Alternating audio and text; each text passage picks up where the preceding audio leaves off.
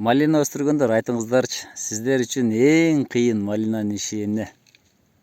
Менимче эң кыйыны малинаны кыркуу болсо керек. Азыр 3 жаштагы малинабыз кыркып атабыз. Ишти негизи аспап жасайт да. Туугандар, мен мынал кайчыны 5 жылдан бери иштетип келатам. Өмүр бизден өтүп кетсе, эл эмгектен эскерсин демекчи. Абдилла абам аламдан өтүп кетсе дагы мына ушул кайчыны иштетип келатабыз. Бул кишинин оокаттан болот эле, оокаттын көк жарынан.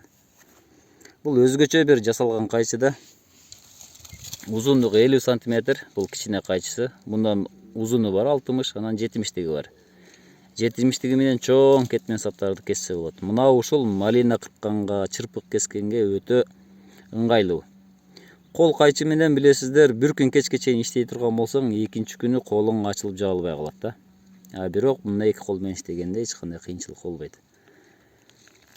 Өзгөчө кандай жасалган. 5 см мына ушул кесе турганы бар.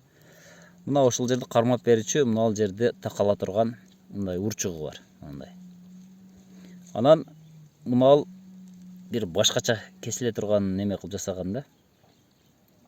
Мына кескенде эгерде жоон болуп калса, айландырып койсоңуздар кесилет. Дагы бир мунун өзгөчө жери материал өтө катуу. Бул баягы рессор, Волгалардын рессорунан жасалат экен. Анан кайчыларды билесиздер да, мына аралыктары ачылып кетет мынакей. Мына аралыктары ачылып кетет. Мен 5 жыл иштеттим. Өзүм иштеткенде анча жакшы этият кылып иштетет элем. Бирок мына окуучулар кичине бир аз кайырган да. Бирок ошентсе дагы мына аралыктар ачылган эмес. Материал өтө катуу, чындыгында материал өтө катуу. Башка кайчыларды базардан алып иштетип келатабыз.